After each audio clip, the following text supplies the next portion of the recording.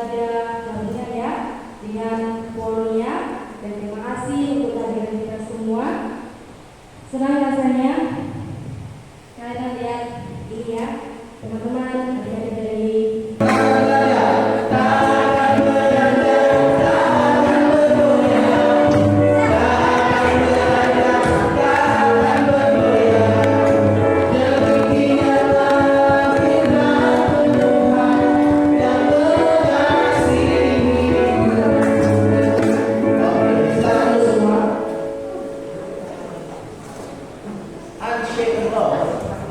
saya minta kalian buka bacaan firman Tuhan dalam Yesaya 54 ayat 10. Yesaya 54 ayat 10. Kita baca sama-sama ya. Media sosial, kemajuan zaman teknologi itu membuat banyak perubahan. Nah sekarang saya kembalikan kepada kalian, apa tantangan yang paling besar yang kalian rasakan yang terjadi untuk orang muda? Saya tanda tambahi orang muda Kristen, ya, orang muda Kristen pada saat ini.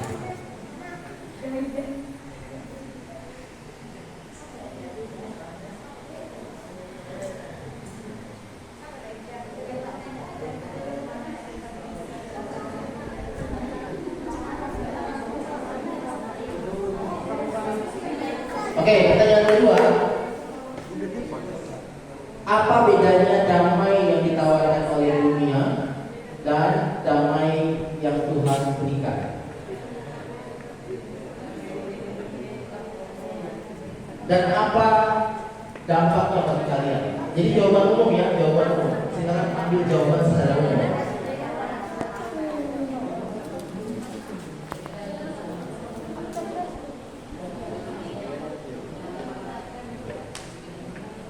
Ya, saya tangkap pertanyaannya. Ini, ya, apa bedanya damai yang ditawarkan oleh dunia dan damai dari Tuhan, dan damai yang diberikan oleh Tuhan, dan apa dampak damai dari Tuhan yang kalian rasakan saat ini?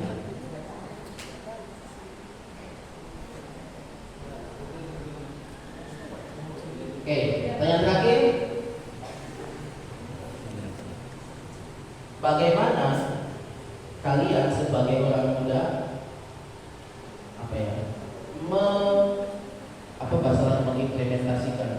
mengaplikasikan kasih Tuhan yang tidak pernah berubah dalam kehidupan orang muda Kristen? Bagaimana mengaplikasikan unshaken love itu, kasih Tuhan yang teguh, kasih Tuhan yang tidak berubah di tengah kehidupan kalian sebagai orang muda pada hari ini? Oke, saya berikan waktu sampai jam di 10 atau 11. Silakan berdiskusi. Ini pertanyaan-pertanyaan yang tidak terlalu sulit, Pak. Oh, judul tulis. Apa sih? Lupa. Bagaimana mengaplikasikan kasih Tuhan yang tidak pernah berubah itu, unshaken love itu dalam kehidupan sehari-hari?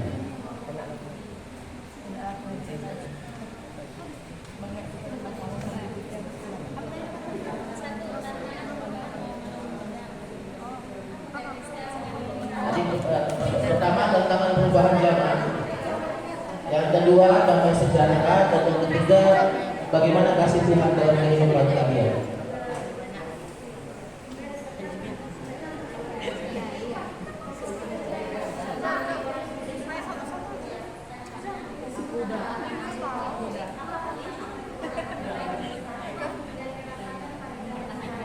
Kalau kalian mau searching di Google dan sebagai perbandingan boleh.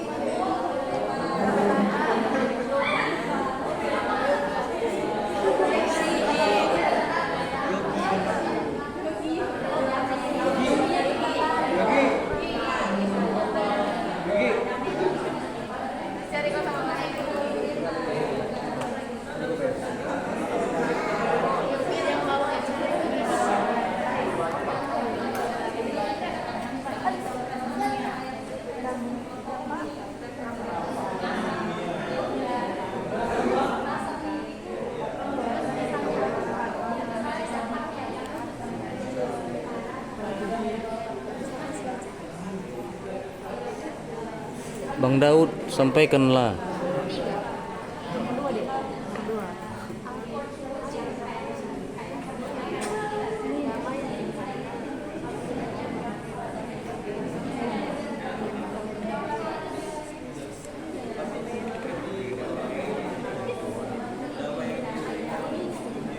Sementara atau gimana? Dampaknya sementara. Kecewa, kemarahan,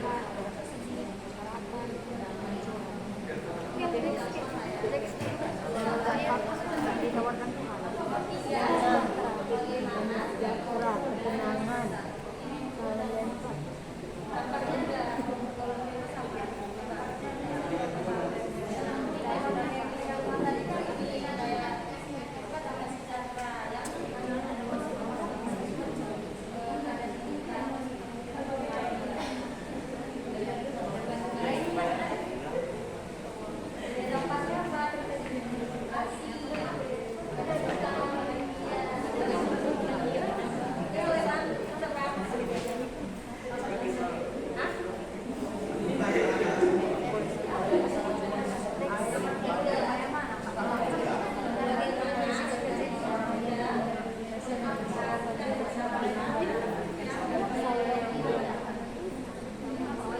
Pahami dari kasih Tuhan yang tidak pernah berubah ini.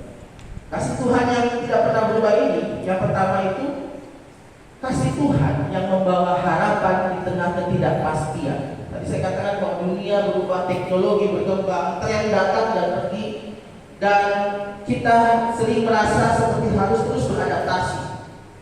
Nah, bahkan mungkin saat ini ada satu isu yang begitu mendalam, yaitu tentang mental health, ya, kesehatan mental. Ini salah satu penyebabnya apa? Karena perubahan-perubahan yang terjadi di dunia ini. Ya, salah satu penyebab mental health adalah opini-opini di media sosial. Baru-baru Aisho Speed datang ke Indonesia. Tahu ya, Aisho Speed ya, dia streamer, YouTuber paling terkenal, dan bangsa Indonesia membuat rekor 20 juta tontonan, ya, 20 juta tayang, melebihi waktu dia sama-sama Cristiano Ronaldo, melebihi waktu dia sama nonton final Piala Dunia. Ini artinya apa? Sekian persen, lebih dari 60% kehidupan kita ditentukan oleh media sosial. Apalagi bangsa Indonesia, bangsa paling terjulid nomor 2 di dunia setelah Afrika Selatan. Ya.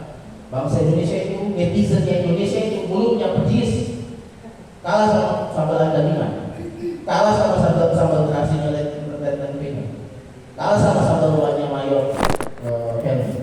Lebih pedis netizen orang Indonesia. Nah, seringkali mental health ini terwujud dari situ. Yang kita lagi posting, satu tiba-tiba ada negatif komen, wah langsung down. Ya, jangan main-main. Kalau kita bilang jangan main-main sama netizen Indonesia, akun pun bisa tutup, ya kan?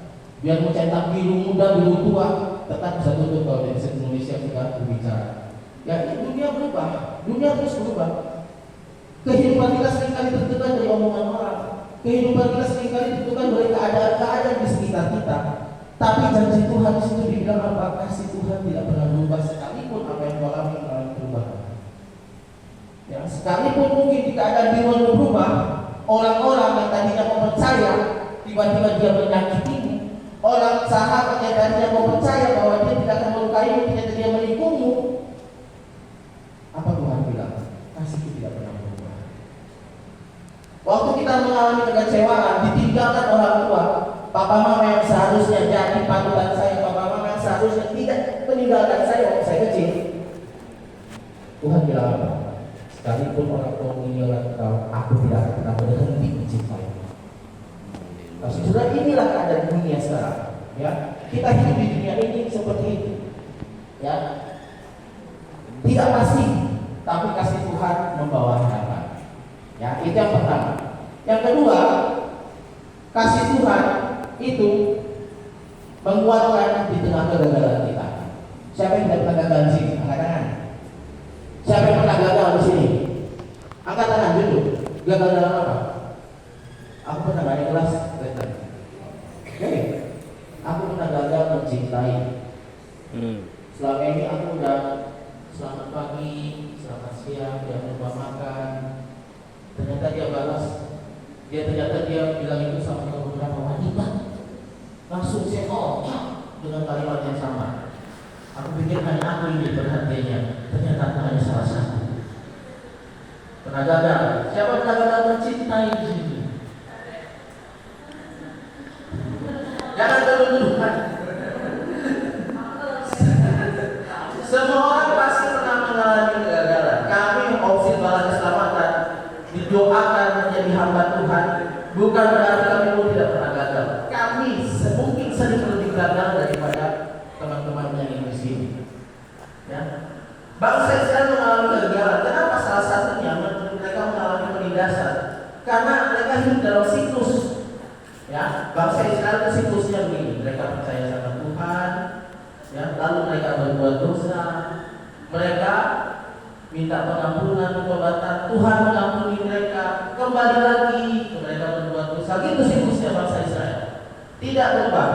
Ya, percaya Tuhan, bikin dosa, pengampunan, Tuhan ampuni, percaya Tuhan lagi, bikin dosa lagi, begitu sampai kita kan, kita bertobatnya setengah-setengah, Tuhan minta ampun, kita, ya, bangsa Israel gagal dalam percaya sama Tuhan, tapi Tuhan bilang apa? Aku tidak pernah gagal mencintai kau, sekalipun kau jatuh dalam lubang yang sama berkali-kali, Tuhan bilang ya, aku tidak pernah gagal mencintai. Aku tidak pernah berhenti mencintainya. Bahkan aku ada di rumah itu mengangkat kau kembali. Ini seterusnya berkata Tuhan. Jadi kegagalan bangsa Israel ini menjadi menjadi cermin bagi kita. Tuhan, saya juga sering gagal. Saya gagal dalam pencapaian tujuan saya. Saya sudah bikin ekspektasi sekian tinggi. Ternyata realitanya tidak sejalan dengan ekspektasi saya. Saya gagal. Tuhan, saya sudah bikin rencana AMUMO. Ternyata apa yang saya jalani berubah, gagal. Tuhan, saya sudah berusaha setiap itu. Saya berikan seluruh jiwa, raga, tubuh saya, uang saya untuk pasangan saya. Ternyata saya gagal. Tuhan, saya sudah berusaha belajar dengan sungguh-sungguh, otak saya tidak nyampe. Gagal saya, Tuhan. Tuhan, saya gagal dalam masa lalu saya. Masa lalu saya mengalami kegagalan dan begitu buruk. Tapi Tuhan bilang apa? Aku lihat engkau saat ini bukan masa depan. Yang Tuhan lihat bukan masa lalumu. Seberapa jauh, seberapa dalam engkau gagal, engkau jatuh. Yang Tuhan lihat seberapa tinggi engkau akan terbang di masa yang akan datang. Sesuai dengan kata Tuhan itu yang kedua. Kasih Tuhan itu memberikan hadir di tengah kegagalan kita. Dan yang ketiga, kasih Tuhan yang memberi damai sejahtera. Tadi ada perbedaan sedikit ya Alkitab yang kita baca sama-sama dan Alkitab yang TB2 terjemahan ulang juga ada kata damai, tapi di Alkitab saya damai sejahtera. Damai sejahtera itu artinya apa? Dalam bahasa Ibrani yang tahu? Damai sejahtera. Tadi kata pertama yang diucapkan oleh BL. Shalom. Shalom itu apa? Damai sejahtera bagi. Sebenarnya kita versi Kristen ada juga. Kalau teman-teman kita di sebelah, assalamualaikum, dibalas waalaikumsalam. Kita juga ada shalom alaihim, dibalas wa alaihim shalom. Itu turunan dari bahasa Ibrani, bahasa Arab. Ya, jadi salam, assalam, shalom, sama artinya damai sejahtera bagi. Dan itu harus dijawab damai sejahtera bagi juga. Jadi shalom alaihim ada lagunya tuh. Amin shalom shalom shalom alaihim shalom shalom alaihim. Itu adalah bonus lagi. Shalom alaihim harus dibalas wa alaihim shalom. Damai sejahtera bagimu. Nah ini damai sejahtera ini, shalom ini bukan damai sejahtera yang didapatkan kalau keadaan saya baik-baik saja. Tidak, damai sejahtera ini didapatkan, damai sejahtera yang Tuhan berikan shalom ini didapatkan sekalipun keadaan kita tidak baik-baik saja. Waktu para murid setelah kematian Tuhan Yesus, kebangkitan Tuhan Yesus, setelah kebangkitan Tuhan Yesus terjadi kepanikan di seluruh tanah Yudea. Karena apa? Beredar dan kapan Tuhan Yesus, mayat Tuhan Yesus hilang. Ya, murid-murid, apa yang dilakukan murid-murid salah satunya adalah mereka berkumpul di satu ruangan terkunci. Ya, mereka berkumpul di satu ruangan dan ruangan terkunci. Panik, mereka ketakutan, mereka akan dibunuh tentara Romawi. Lalu apa yang terjadi? Yesus hadir di situ dan mengatakan apa? Damai sejahtera bagimu. Tuhan bilang Shalom Aleichem. Waktu mereka keadaan panik, waktu mereka keadaan gundah, mereka sedang dibunuh, yang Tuhan berikan apa?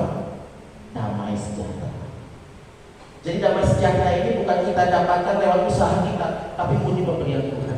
Jadi sekali-kali saat ini kita sedang sakit hati, kita sedang gak ada harapan, kita sedang sakit secara fisik, kita sedang bertanya-tanya di mana keluarga saya, di mana orang tua saya, kita sedang hidup kita penuh dengan ketidakpastian. Masa depan saya seperti apa? Saya kuliah di mana? Saya kerja di apa nanti? Tuhan jawab apa? Damai sejahtera bagi. Ada damai sejahtera yang tidak pernah kita rasakan, yang Tuhan berikan bagi kita. Nah itu unshaken love, ya, kasih yang teguh, kasih yang tidak pernah berubah. Dia memberikan kepastian di tengah ketidakpastian. Dia memberikan keberanian menghadapi kegagalan, dan dia memberikan damai sejahtera yang utuh. Ya, sekarang kita akan berdiskusi. Tolong hitung 1 sampai 4. 4, ya.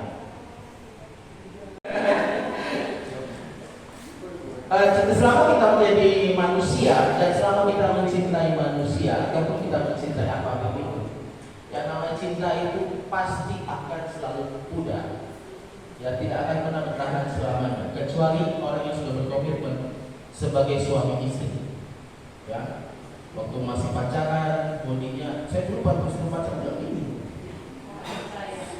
Serius, lihat Facebook, tanya Instagram, ada tuh. Kalau scroll sampai di bawah, postingan saya itu udah 1000 sekian. Ya, lihat postingan saya itu paling bawah itu.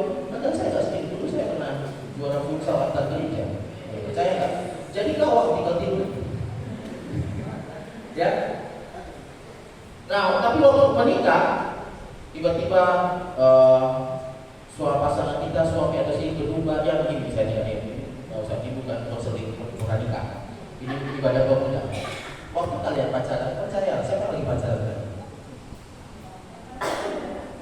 Saya spill satu rahasia ya. Orang yang pacaran, yang masih pacaran, sifat asli itu belum kelihatan semua. Betul ya? Betul yang lumayan ya? Sifat asli itu belum keluar semua. Ya kan? Betul deh sih. yang lagi pacaran, percayalah sifat asli itu belum keluar semua. Kalian harus siap. Kalau kalian meyakini bahwa pasangan saya suatu saat akan menjadi pendamping hidup saya, kalian harus siap akan perubahan-perubahan yang terjadi. Yang tadinya kalian pacaran, saya makan malam dinner yuk, candlelight dinner, cari kafe ya kan, gengsi lah, apalagi yang cowok, gengsi kalau nggak, kenapa? Oh ini tahu, gengsi kalau apalagi seorang cowok yang tidak, aduh nggak ajak cewek itu jalan, cewek pun udah berharap nih, ya tiba-tiba pas habis makan split bill, nah tahu split bill? Nah, bayar masing-masing lah itu. Ya. Waktu pacaran semua yang indah-indah yang kita lihat, semua yang indah-indah yang kita rasakan, semua indah-indah yang kita puji pada pasangan kita. Tapi waktu setelah menikah, hidup bersama, ya kita bisa lihat iletnya itu keluar dari mulutnya. Iya kan? Nanti kalian lihat iletnya keluar dari mulutnya, bangun tidur kok nggak secantik waktu aku pacaran sama dia. Ya tiba-tiba ya kan biasa apa namanya phone sleep apa namanya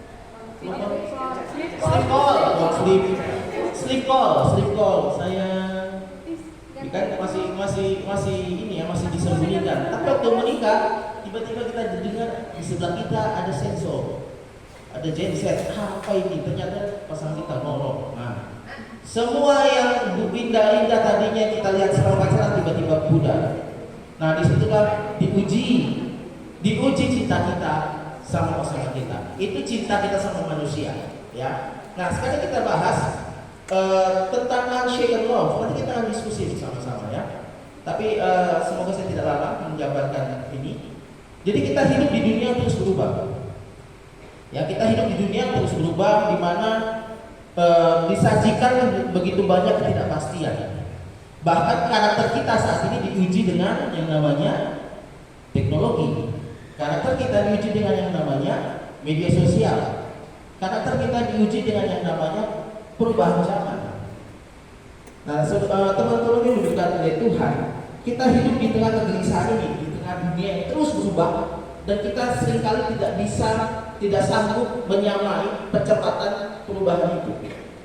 Nah, kita sudah baca Yesaya 54. Yesaya 54 ini berbicara tentang pemulihan bangsa Israel. Jadi waktu itu Yesaya menulis kitab ini, latar belakangnya adalah kondisi bangsa Israel ketika mereka dibuang, ya, mereka dibuang ke tanah Babel, mengalami pembuangan, mengalami penyiksaan, dan mengalami kemunduran dalam berbagai aspek. Bangsa Israel, bayangkan, bangsa Israel ini dibilang bangsa pilihan Tuhan. Sampai sekarang pun orang-orang Israel masih meyakini bahwa mereka bangsa pilihan Tuhan. Makanya mereka bisa semena-mena, bisa melakukan segala sesuatu di dunia ini karena memiliki satu keyakinan ini. Percayalah, 80-90% orang-orang pintar di dunia itu adalah orang-orang Yahudi, orang-orang Israel yang menemukan begitu banyak penemuan-penemuan teknologi, ya, sehingga mereka merasa bahwa mereka adidaya. Ya, dulu bangsa Israel adalah bangsa pilihan Tuhan sejak zaman dulu. Sudah ditetapkan sama Tuhan bahwa mereka ini bangsa pilihan. Aku mengasihi mereka. Namun kemudian dalam dinamikanya bangsa Israel mengalami jatuh bangun. Sampai titik ini mereka sampai harus ada di pembuangan di Babel. Dan ini masa penderitaan kehancuran bagi bangsa Israel. Mereka bukan saja kehilangan identitas mereka, tapi bait suci sebagai kebanggaan negara pun dihabiskan. Ya, karakter mereka, kebiasaan mereka dibabat habis oleh bangsa Babel. Dan di sini mereka seperti kehilangan Tuhan. Ya, mereka seperti kehilangan Tuhan. Nah, bangsa Israel kalau lihat baca ayat 1 di Yesaya 54 ini, di situ dikatakan seolah-olah bahwa bangsa Israel ini seperti perempuan yang mandul. Ya, seperti perempuan yang mandul. Pada zaman itu, konteks budaya pada zaman itu, seorang istri yang ditinggalkan, ya, atau tidak memiliki anak itu, mereka masuk dalam kasta yang paling rendah. Nah, jadi bangsa Israel menggambarkan bangsa Israel pada waktu itu dalam posisi yang paling rendah dalam kehidupan mereka. Yang tadinya ada yang mereka bisa mengalahkan begitu banyak bangsa-bangsa, pada hari itu mereka paling besar yang dirasakan, tantangan yang paling besar yang terjadi yang dirasakan oleh orang muda Kristen saat ini. Jawaban dari kelompok 2 mengatakan bahwa tantangan yang paling besar yang dihadapi orang muda Kristen saat ini adalah teknologi, iptek. Saya yakin yang sedang marak sekarang memang teknologi yang cukup besar yang sangat mempengaruhi berbagai kehidupan kita. Dimanapun, di segi apapun teknologi selalu digunakan, baik di segi ibadah juga sangat digunakan. Saat itu teman-teman bisa melihat. Terkadang teknologi ini dapat memberi dampak negatif dan positif. Tapi kalau kita positif dan negatif. Tapi kalau kita kalkulasi, kita lihat perkembangan zaman saat ini, teman-teman bisa lihat dari TikTok hampir kalau kita kalkulasi itu 70% atau 60-70% itu orang-orang dijadikan budak teknologi. Kita lihat sekarang, apalagi sekarang dengan adanya konten kreator yang ibu-ibu dulu, ibu-ibu sampai anak kecil, dari kecil sampai dia udah tua pun masih bergelut dengan teknologi, karena memang sampai sekarang itu mata pencarian atau pekerjaan yang cukup populer ada di sini konten kreator. Siapapun bisa melakukannya, siapapun mau jadi konten kreator bisa. Namun terkadang karena itu dalam segi pekerjaan, sehingga segala seseorang itu terkadang melakukan segala cara untuk supaya menarik perhatian dari viewers yang menonton konten tersebut. saya pernah lihat, bukan pernah lihat, teman-teman saya yang dulunya tertutup misalnya, tertutup hanya karena gimana ya, keterpaksaan, bukan keterpaksaan juga sih, keharusan dia dalam bentuk strategi untuk menarik peningkatan viewersnya, dia harus minimal berpakaian cukup terbuka. Karena itu memang saat ini yang jadi salah satu daya tarik dari konten, misalnya dengan pakaian sedikit terbuka. Nanti dia tanya, kenapa pakai itu? Kan gak disentuh, cuma pakaian ini aja kan, dia cuma dari digitalisasi aja, dia cuma nonton aja kan, aku gak disentuh. Walaupun normalnya dia berpakaian full, kayak tertutup lah kira-kira, namun untuk tuntutan pekerjaan dia harus menggunakan pakaian seperti itu. Karena kalau orang terlalu tertutup juga dalam konten kreator itu, dalam digitalisasi itu, peminatnya sedikit berkurang menurut saya. Dan teman-teman bisa lihat juga di TikTok maraknya anak muda dipermudah oleh teknologi, bukan orang muda yang mempermudah teknologi, tapi teknologi yang mempermudah anak muda saat ini. Kalian rasakan dengan penggunaan zaman untuk orang muda tersebut. Kami menjawab tentang yang saat ini adalah teknologi. Yang dimana teknologi ini punya dampak positif dan negatifnya.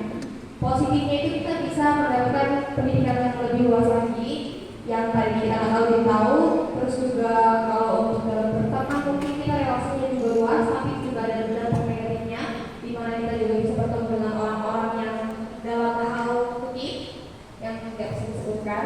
Dan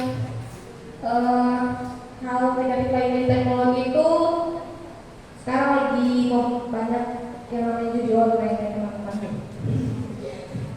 Terus itu yang kedua ada bisnis model atau perilaku penyimpangan. Yang pertama itu pastinya anak-anak Gen Alpha khususnya itu rata-rata nggak sama sama kita. Biasanya kalau berlaku itu kita, kalau misalnya Gen Z mungkin masih ngerti lah, kita pastinya salah gitu kan. Tapi ini kalau Gen Alpha maksudnya lewat sini gitu kan. Lalu yang kedua itu ada tawuran, itu udah pasti. Terus juga baru-baru ini ada kasus yang dimana Gen Alpha itu nonton porno di depan umum dan mereka tuh gak malu gitu. Lalu yang terakhir ada nafsu dan keinginan dunia yang harus diutamakan. Ini terlalu mengikuti fashion perkembangan zaman ya, yang dimana kita kalau misalnya ikut A harus A, yang dimana kita harus B ikut B, dan itu gak bagus itu. Lalu baru-baru ini juga kita ada yang namanya pemerkosaan anak kecil kepada kemudian itu.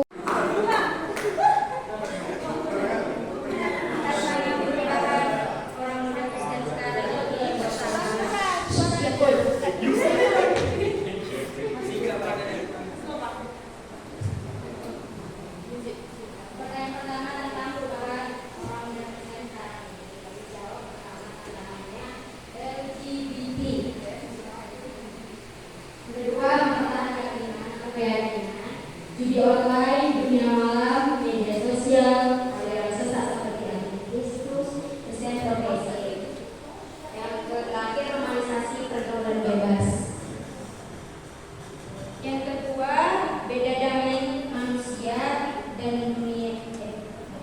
Ya. Beda damai manusia dan damai dari Tuhan atau dunia, dampaknya.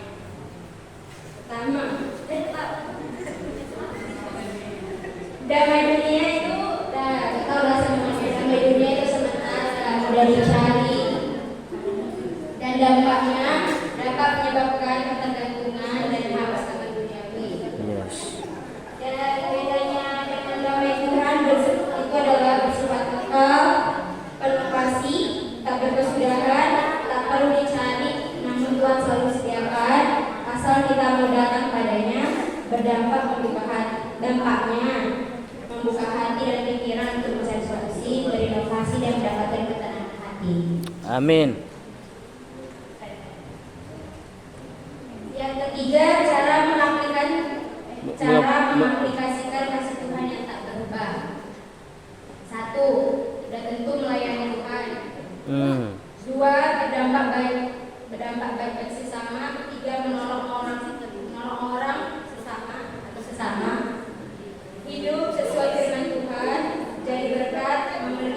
akan Kristus, menyebarkan Injil pada sesama, dan terakhir bersaksi pengalaman bersama Tuhan pada sesama. Amin ya. Tepuk tangannya dulu.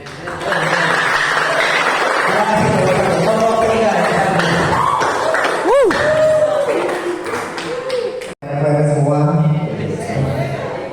Mungkin untuk yang pertama di situ ada apa tantangan perubahan zaman yang dirasakan sebagai orang muda Kristen. Sebenarnya kalau dari kelompok 3 menyampaikan bahwasanya perubahan untuk di era zaman sekarang ini banyak teman-teman semua. Dan dari teman-teman juga sudah menyampaikan ada yang dari pergaulan bebas, seks bebas. Tapi itu semua teman-teman, kalau kita simpulkan bahwasanya itu adalah keberadaan lingkungan. Karena apa? Karena potensi di lingkungan kita yang sekarang ini, keadaan lingkungan kita sebagai anak-anak muda dalam keadaan yang tidak baik-baik saja. Nah, terus banyak memang perubahan yang harus kita jalani. Tetapi kita nggak boleh ketika perubahan itu datang kita mengambil sisi negatifnya aja. Tetapi kita harus tetap mengambil setiap perubahan yang datang, kita ambil untuk maju bagaimana tetap berpikir positif. Di mana memang banyak tawaran atau pergodaan dari duniawi, tetapi karena kita memang sebagai anak Tuhan, khususnya kita adalah seorang prajurit dan lain sebagainya yang mengatasnamakan Tuhan, kita harus berani untuk tidak terjerumus terlalu jauh ke dalam itu. Yang mengatakan Tuhan selalu menolongku. Sekarang saya tidak kembali kepada pemimpin ibadah. Silakan kembali ke dalam masing-masing.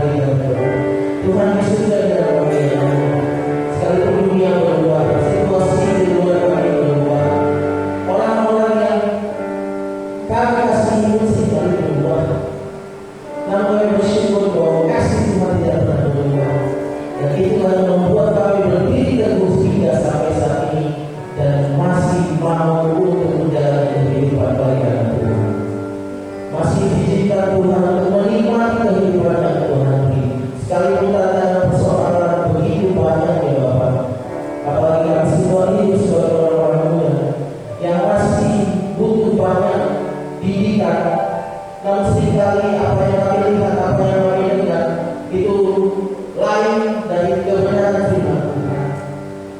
Maka semalam hari Tuhan kami berkomitmen dan bersatu hati. Kami ingin mengatakan bahwa kasih Tuhan tidak akan berubah dalam kehidupan kami. Terima kasih Tuhan untuk renungan pembelajaran firman Tuhan dan juga diskusi dari rekan-rekan orang muda yang ada pada saat ini. Kiranya pandangan, pendapat, dan kesimpulan yang mereka ambil dari diskusi malam hari yang mereka aplikasikan, bahwa kami bukan saja menjadi penerima kasih Tuhan, tetapi kami menjadi orang-orang pribadi-pribadi yang menyalurkan kasih Tuhan itu dengan hidup baik dengan sesama, dengan orang tua, dengan saudara, sahabat, rekan di sekolah, pekerjaan, teman kampus, dengan pelayanan di masing-masing keluarga kami. Terima kasih Tuhan untuk firman pada hari ini. Di dalam nama Tuhan Yesus kami sudah berdoa. Haleluya. Amin.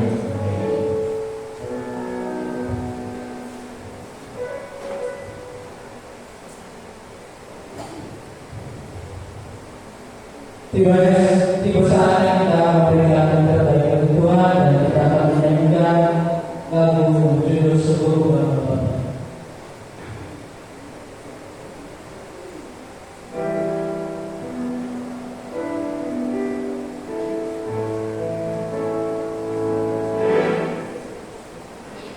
Thank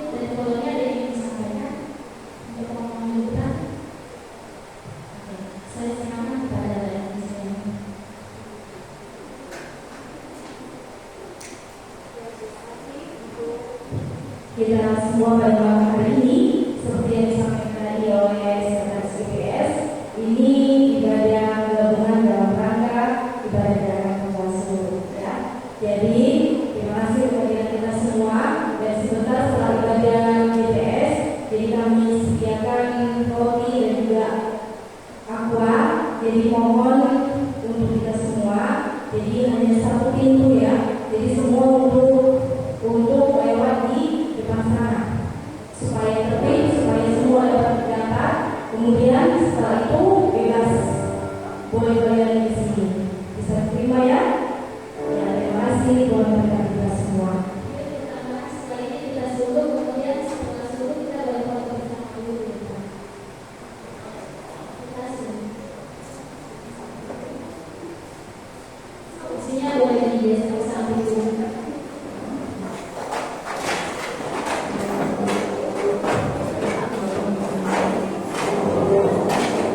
Itu saja bisa berdiri pada kursi. Baik, sebelum kita masuk kepada gelaran Bawaslu, kepada yang ke-12 dipersilakan.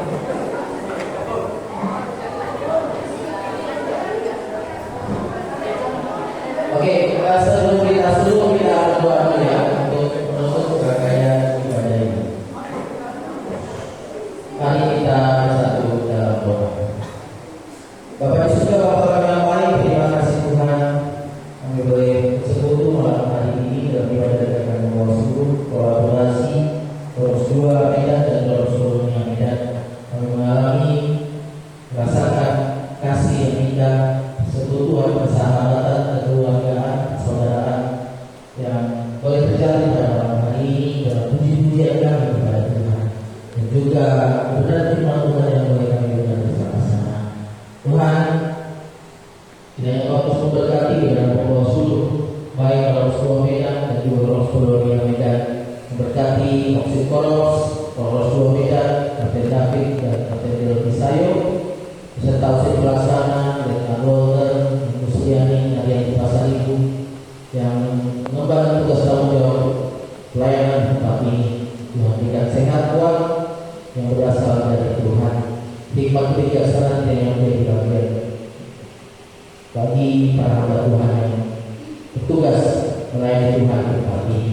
Demikian juga dengan hambamu yang dari Korps Medan, Mayor Has dan Helmi Agung, Letnan Alvina, dan juga hambamu serta istri dalam tugas tanggung jawab kami dalam pelayanan di Korps Medan. Tuhan memberkati.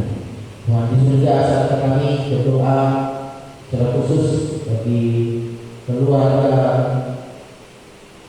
Marbun yang saat ini dalam keadaan duka setelah orang tua yang terkasih diperkenalkan Tuhan untuk naik ke kemuliaan. Tuhan tidak di sana untuk menghibur keluarga dan rangkaian pelayanan ibadah yang akan berlangsung baik pada hari ini, esok hari, dan hari-hari di depan. Kami serahkan ke dalam tangan Tuhan. Tuhan berkati masing-masing anggota dengan Bawaslu dari masing-masing korps yang ada hari di tempat ini. Pengurus GPS Korps 2 Medan, Korps 2 Medan, anggota GPS, Tuhan berkati dalam pekerjaan, pendidikan, dan segala hal yang mereka jalani dalam kehidupan mereka. Mereka yang saat ini sedang menjalin hubungan, Tuhan berkati hubungan mereka. Biarlah mereka menjalin hubungan dengan yang sepadan, dengan yang seiman, sama-sama membawa, dan saat ini juga ya Tuhan berkati hubungan mereka. Tuhan, saya juga berdoa bagi masing-masing anak Tuhan yang saat mencari pekerjaan ataupun kampus, tempat kuliah. Tuhan memberkati, memilih tempat yang baik, yang sesuai dengan yang Tuhan kehendaki. Biarlah masa depan akan jalin, masa depan akan terjadi. Tuhan akan berikan kepastian dalam masa depan mereka. Tuhan, terima kasih. Kalau setelah kita akan berpisah, Tuhan memberkati kami, satukan kami dalam kasih Tuhan. Dan juga kami sudah berikan persembahan. Tuhan berkati persembahan ini supaya menjadi korban yang berbau harum dan dapat dipakai untuk pelayanan Tuhan, khususnya di unit GPS. Tuhan, bersertalah dengan kami. Biarlah kasih-Mu terus mematrai dalam kehidupan kami. Rekan-rekan mulia yang berkata Tuhan, pulanglah dan tinggallah berkat Tuhan. Tuhanlah penjagamu, Tuhanlah naunganmu di sebelah kanan kananmu. Matahari tidak yang ditinggal pada waktu siang maupun pada waktu malam. Tuhan akan menjagamu pada segala bahaya, Dia akan menjaga nyawamu. Tuhan akan menjaga keluar masukmu dari sekarang sampai selama-lamanya. Amin. Kita akan suruh.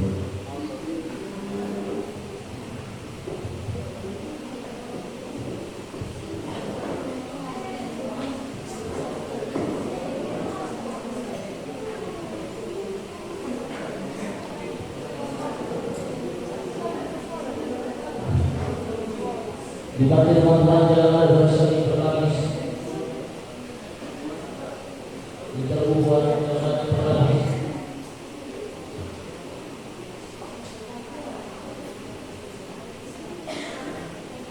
Perjanjian raka pemalsu. Saya mau hidup dengan hati bersih dan jujur, senantiasa saya mau dan suka menolong orang lain. Saya menyerahkan segala kemampuan, roh, jiwa, dan pikiran saya akan berbakti kepada Yesus Kristus, akan menerima Dia sebagai juru selamat dan pemimpin saya. Saya adalah berlaku sopan dan berusaha menjadi seorang Kristen yang sungguh.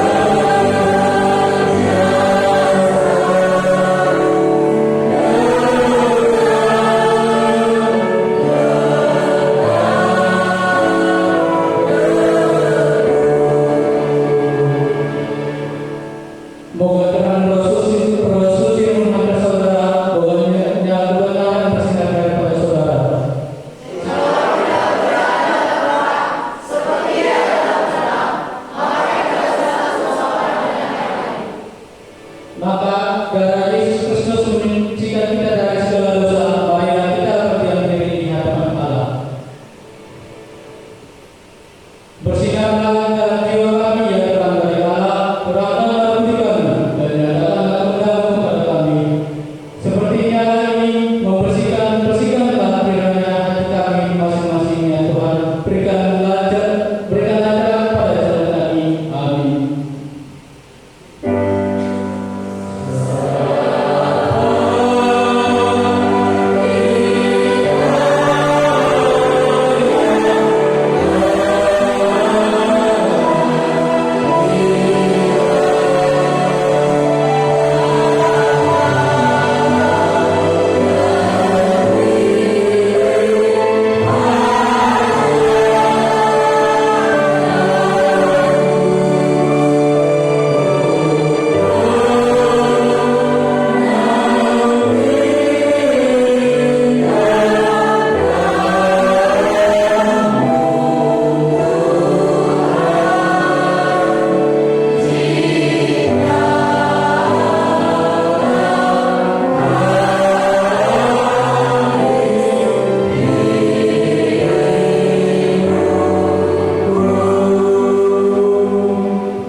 Moga kita masing-masing membawa cahaya terang ini kemana kita pergi sampai kita bertemu pula.